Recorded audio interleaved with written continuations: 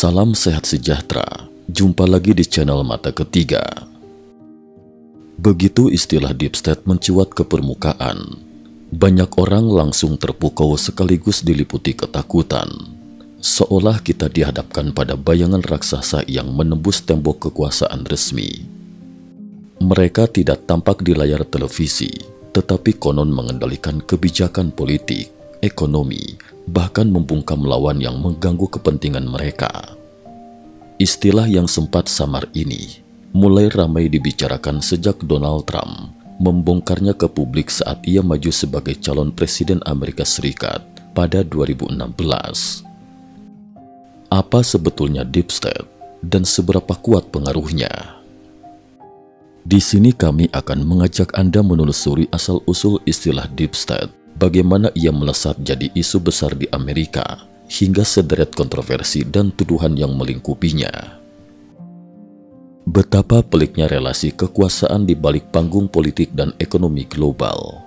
Cerita yang bisa membuat bulu kuduk berdiri, sekaligus menyadarkan kita bahwa dunia ini mungkin tak sesederhana yang terlihat.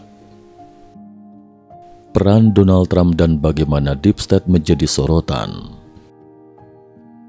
Pada 2016, ketika Donald Trump maju sebagai kandidat presiden AS, ia langsung menyebut Washington sebagai rawa penuh kepentingan gelap. Ia bersikeras dirinya adalah orang luar, bukan politisi kawakan, yang hendak mengeringkan rawa tersebut. Namun ungkapan itu awalnya masih samar. Barulah saat Trump resmi menjabat pada 2017, ia mulai berbicara lebih gamblang, terutama setelah diterpa tuduhan kolusi dengan Rusia, skandal yang populer disebut Rusia Gate. Tuduhan kolusi Rusia. Trump dituduh berkolusi dengan pemerintah Rusia dalam mempengaruhi hasil Pilpres 2016. Tuduhan ini merebak luas dan sempat mengguncang jagat politik AS. Trump pun melawan balik dengan mengatakan bahwa semua tuduhan hanyalah rekaan deep state, kelompok yang konon menginginkan dirinya jatuh sebelum sempat menuntaskan agenda. Kekalahan Pilpres 2020. Ketika Pilpres 2020 berujung kekalahan, Trump kembali melontarkan serangan. Ia menuding deep state melakukan manipulasi media dan proses pemungutan suara agar dirinya kalah. Benarkah demikian? Bagi pendukungnya, ini adalah bukti nyata bahwa deep state rela melakukan segala cara untuk mempertahankan status quo. Bagi lawan politiknya, itu sekadar manuver Trump demi menolak hasil pemilu. Menuju Pilpres 2024. Kini ketika Trump mencalonkan diri lagi untuk 2024, ia semakin lantang meneriakan soal deep state. Katanya, jika ia terpilih kembali, ia akan menyingkap tabir pemerintahan rahasia itu satu persatu. Entah langkah ini sekadar taktik kampanye atau benar-benar bukti keseriusan. Yang jelas istilah deep state kian populer dan memicu ketegangan baru di tengah masyarakat Amerika. Memahami deep state, definisi dan kontroversi. Istilah deep state kerap juga disebut pemerintahan bayangan. Ia merujuk pada sekumpulan aktor yang tidak dipilih melalui mekanisme demokratis, pejabat birokrasi karir, pegawai negeri senior, kalangan konglomerat keuangan, hingga petinggi lembaga intelijen. Disebut bayangan karena mereka tidak tampil di panggung politik, tetapi diduga kuat mengendalikan banyak hal dari balik layar. Misi utama: menjaga kepentingan dan status quo. Presiden boleh silih berganti, partai politik boleh memegang kekuasaan secara bergantian, namun kepentingan para elit ini harus terus terjamin. Metode pengaruh. Banyak teori menyebut mereka mampu menyetir kondisi politik, mengubah arah kebijakan ekonomi, menggalang perang, serta menyingkirkan siapa saja yang berani mengganggu kepentingan mereka. Tak sedikit pula yang menyamakan deep state dengan Illuminati, organisasi rahasia yang konon berdiri sejak 1776. Ada juga yang menyebut Freemason lahir 1777 sebagai bagian dari jaringan serupa. Meski muncul banyak teori konspirasi, pembuktiannya sulit karena sifatnya memang diselubungi kerahasiaan. Turki, jejak awal dari keguncangan politik. Walau Trump mempopulerkannya di AS, istilah Deep State memiliki akar sejarah yang panjang di Turki. Negara yang kini relatif stabil ini, pada abad ke-20, khususnya rentang 1960 hingga 1980, mengalami gejolak politik luar biasa. Tak tanggung-tanggung, terjadi 3 kali kudeta militer besar dalam periode tersebut. Isu pemerintahan bayangan di Turki. Di tengah situasi politik yang rawan, muncul kabar bahwa di dalam pemerintahan Turki bercokol pemerintahan bayangan.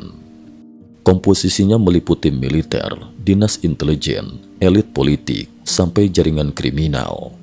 Kendati terkesan kontradiktif, bagaimana mungkin pemerintah bersekongkol dengan kriminal? Gosip tersebut menyebar luas. Kecelakaan Susurluk 1996. Desas-desus ini semakin kuat ketika pada 3 November 1996 terjadi kecelakaan di kota kecil Susurluk. Sebuah Mercedes mewah menabrak truk, menewaskan 3 penumpangnya dan melukai 1 orang lain. Keempatnya bukan orang biasa, seorang bos kriminal, mantan ratu kecantikan, kekasih bos kriminal, wakil kepala kepolisian, serta anggota parlemen Turki.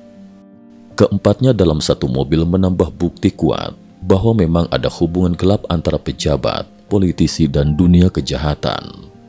Pemerintah Turki berusaha menyangkal, tetapi opini publik terlanjur meyakini adanya jaringan besar di balik layar. Hingga kini, reputasi Turki soal Deep State masih melekat kuat. Dari Turki merambah ke Amerika. Trump tidak banyak menyinggung Turki saat meneriakan Deep State. Namun kasus Turki menjadi pelajaran berharga bahwa pemerintahan bayangan bukan sekadar legenda. Situasi politik yang diwarnai kudeta, skandal, dan kolusi bisa memunculkan entitas rahasia yang beroperasi di balik institusi resmi. Deep State dalam sejarah Amerika, jejak panjang teori konspirasi. Bukan hanya Turki yang punya rumor soal kekuasaan tersembunyi. Di Amerika Serikat, teori tentang organisasi rahasia yang mengatur negara telah lama bergaung. 2 nama yang kerap dikaitkan, Illuminati dan Freemason. 1. Illuminati. Didirikan pada 1776, tahun yang sama dengan kemerdekaan Amerika. Sering diisukan memiliki agenda politik global, mengatur jalannya perang, krisis ekonomi, dan lain-lain. 2. Freemason. Lebih tua sekitar 1777, bersifat persaudaraan rahasia. Banyak tokoh pendiri Amerika, termasuk George Washington, pernah diisukan terlibat. Karena sifatnya eksklusif, rahasia organisasi ini menimbulkan spekulasi tak berkesudahan. Keduanya dituduh memiliki anggota elit dari berbagai bidang, sehingga mampu mencengkeram kekuasaan di banyak negara, termasuk AS. Seiring berjalannya waktu, lembaga intelijen seperti CIA, FBI, dan NSA didirikan pasca Perang Dunia II, juga disebut-sebut menjadi inti Deep State. Skandal demi skandal semakin menyulut teori bahwa ada kekuatan yang lebih besar dari sekadar jabatan presiden. Tuduhan Trump menuding bayangan di Washington. Ketika Donald Trump naik tampuk kekuasaan, ia melontarkan tuduhan bahwa Deep State bersekongkol untuk menjatuhkannya. Sejak kasus Rusia Gate hingga Pilpres 2020, Deep State selalu jadi musuh bersama bagi para pendukung Trump. Lalu apa tanggapan kubu yang skeptis? kurang bukti konkret. Banyak yang menilai Trump tidak pernah menyertakan bukti kuat tentang siapa saja yang menjadi aktor dalam Deep State. Ia juga tidak pernah membeberkan nama-nama spesifik. Kritikus menilai ini hanyalah taktik politik untuk menebar ketakutan dan membangkitkan sentimen anti-birokrat sehingga rakyat mendukungnya. Menyingkirkan lawan. Ada pula analisis yang menyebut bahwa dengan memanfaatkan tuduhan Deep State, Trump dapat leluasa menyingkirkan mereka yang tidak ia sukai. Setiap pejabat yang dinilai menghalangi kebijakannya bisa dilabeli sebagai antek Deep State. Hasilnya, ia bebas menggantikan posisi penting di pemerintahan dengan orang-orang loyalis atau kenalannya. Contoh kasus, Ivanka Trump. Putri sulung Trump diangkat menjadi penasehat presiden, meski tanpa gaji, memiliki ruang kerja di Gedung Putih, dan akses ke rahasia negara. Latar belakangnya adalah pebisnis fashion, bukan politisi atau ahli kebijakan publik. Rex Tillerson, mantan CEO ExxonMobil, tiba-tiba diangkat sebagai Menteri Luar Negeri. Ia tak punya pengalaman pemerintahan dan punya hubungan dekat dengan pihak Rusia. Sempat mendapat penghargaan medali persahabatan dari Vladimir Putin. Betsy DeVos, berasal dari keluarga pendiri Amway, diangkat sebagai Menteri Pendidikan, padahal ia kurang berpengalaman dalam bidang tersebut. Trump berdalih bahwa politisi karir lebih rentan ikut menjadi bagian Deep State, sehingga ia sengaja memilih sosok-sosok non-politik. Namun bagi pihak yang kontra, langkah tersebut justru rawan konflik kepentingan, membuktikan bahwa pemerintahan bayangan versi Trump pun bisa terbentuk. Sisi lain, mengapa banyak orang percaya Deep State? Meski banyak orang mencemooh teori ini, jumlah orang yang yakin keberadaan Deep State kian meningkat, terutama sejak Trump gencar menyebutnya. Pendukung teori ini mengajukan beberapa alasan. 1. Kebijakan AS yang konsisten meski presidennya berganti. Sepanjang sejarah, kebijakan inti AS tetap sama, mulai dari relasi internasional, dukungan industri tertentu, hingga gaya intervensi militernya. Bagi pemercaya Deep State, ini jadi bukti bahwa ada kekuatan permanen yang terus mempertahankan agenda tertentu. Baru ketika Trump menjabat, kebijakan AS tampak menyimpang dari pakem, seolah ia memang menentang kelompok lama. 2. Kekuatan besar lembaga intelijen.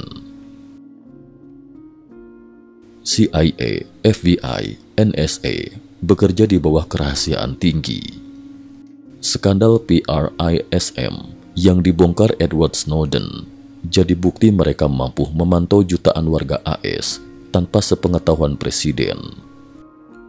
Lalu, apalagi yang mungkin mereka sembunyikan? 3. Military Industrial Complex. Peringatan Presiden Dwight D. Eisenhower pada 1961 bahwa gabungan militer, industri senjata, dan politisi dapat membentuk kekuatan otonom di luar kontrol sipil. Bagi perusahaan senjata, perang adalah sumber keuntungan. Maka, logis jika ada pihak yang mendorong AS terus-menerus terlibat konflik bersenjata di berbagai belahan dunia. 4. Dominasi perusahaan raksasa. Lembaga manajemen aset seperti Vanguard, BlackRock, dan State Street menguasai sebagian besar saham perusahaan besar dunia. Apple, Amazon, Tesla, Boeing, Lockheed Martin, Pfizer, dan lain-lain dikuasai oleh 3 perusahaan ini. Saat pemegang saham terbesar di banyak perusahaan bersaing, muncul kecurigaan bahwa persaingan itu ilusi. Intinya, konglomerat yang sama menguasai banyak korporasi sekaligus sehingga bisa ikut mengatur arah kebijakan negara. 5. Banyak peristiwa sejarah yang dirahasiakan. AS pernah terlibat banyak operasi intelijen di dalam maupun luar negeri. Misalnya skandal Iran Contra, aksi CIA di Amerika Latin, dan dokumen-dokumen rahasia seputar Perang Vietnam. Bagi pendukung teori Deep State, keterbukaan penuh soal hal-hal ini belum tercapai. Masih ada dokumen yang dirahasiakan, memunculkan kecurigaan bahwa ada kekuatan lebih besar yang mencoba menutupi fakta. 6. Konflik antara yudikatif dan eksekutif. Trump beberapa kali menuduh aparat hukum, FBI, kejaksaan, media, serta sejumlah birokrat aktif sengaja mengganggu kebijakannya. Pendukung teori Deep State lantas menafsirkan ini sebagai bukti bahwa ada pergerakan masif dalam sistem untuk melawan presiden. Ada juga yang bersikap moderat, menilai Deep State tidak berwujud organisasi hierarkis bak mafia, melainkan sekadar jaringan kepentingan lintas birokrasi, konglomerat, dan politisi. Jaringan ini terbentuk alami karena para elit punya visi yang sama, menjaga stabilitas sistem yang menguntungkan mereka. Rencana Trump membongkar Deep State antara janji dan ambisi. Menjelang pemilu, Trump terang-terangan mengumumkan 10 poin rencana untuk merontokkan Deep State, di antaranya 1. Mengaktifkan kembali Perintah Eksekutif 2020.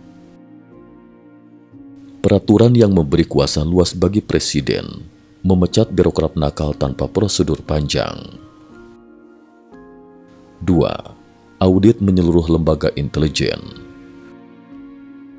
Memeriksa CIA, FBI, NSA agar oknum korup dapat disingkirkan. 3. Reformasi pengadilan intelijen asing, FISA Court, agar tak lagi menyalahgunakan wewenang mengawasi warga Amerika. 4. Komisi Kebenaran dan Rekonsiliasi, membuka dokumen rahasia terkait spionase dan korupsi yang selama ini disembunyikan. 5.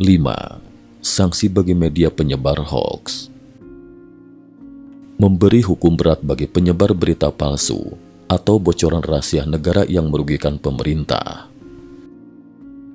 6. Peningkatan independensi Inspektur Jenderal, menjauhkan aktor Inspektur Jenderal dari instansi yang diawasinya guna menghindari praktek tutup mata. 7. Sistem audit independen di bawah Kongres, untuk mengawasi lembaga intelijen agar tak memata-matai warga AS seenaknya. 8. Desentralisasi lembaga federal, memindahkan ribuan pegawai federal keluar dari Washington supaya rawa birokrat tak lagi terpusat. 9. Larangan pintu putar, melarang pejabat federal bekerja di industri atau perusahaan yang dulu mereka awasi, meminimalisasi konflik kepentingan. 10. Mendorong amandemen konstitusi, membatasi masa jabatan anggota Kongres agar tak ada lagi yang membangun kerajaan politik di sana. Bagi simpatisan Trump, ini adalah langkah berani untuk menyentak rezim lama. Sementara itu, kritikus justru bertanya, jika Deep State begitu perkasa, bagaimana bisa mereka membiarkan Trump menang pada 2016? Sebagian orang menduga, Deep State mungkin membiarkan saja sebagai pembuktian bahwa tak ada pemerintah bayangan. Ini hanya menambah panjang debat yang semakin kusut. Antara nyata dan ilusi, pertarungan argumen tanpa akhir. Akhirnya, kita sampai pada pertanyaan paling pelik. Benarkah Deep State ada? Bagi sebagian orang, Deep State tak lebih dari momok ciptaan politisi seperti Trump untuk menyusun narasi musuh bersama. Ia menjadi senjata guna memicu ketakutan dan menggait suara. Bagi sebagian lainnya, Deep State bukanlah hayalan. Mereka memandang sejarah panjang keterlibatan intelijen, konglomerat dan jaringan militer sebagai bukti tak terbantahkan. Ada pula yang menilai bahwa fenomena ini alami. Ketika birokrat karir, elit politik dan pemodal raksasa bersinggungan, terbentuklah jejaring pengaruh yang sulit ditembus pemimpin baru. Tidak selalu jahat, mungkin mereka justru menjaga keseimbangan tertentu. Namun, pencapaian mereka menyelesaikan masalah atau justru menciptakan intrik tetap menjadi area abu-abu yang memicu kecurigaan publik. Harapan, ketegangan, dan pertaruhan masa depan. Isu Deep State bukan sekedar tema politik kosong. Ia mencerminkan kegelisahan mendalam masyarakat modern.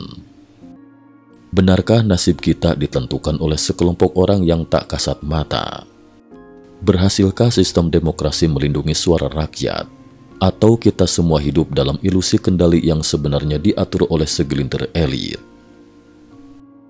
Bagi pendukung Trump, Deep State adalah ancaman nyata. Mereka merasa presiden yang ingin membawa perubahan selalu dijegal. Dalam kacamata ini, langkah-langkah keras Trump tampak sebagai upaya heroik melawan entitas gelap. Bagi penentang Trump, Deep State justru dianggap senjata politik Trump. Ia bisa menyalahkan pemerintahan bayangan kapanpun jika kebijakan atau janjinya gagal.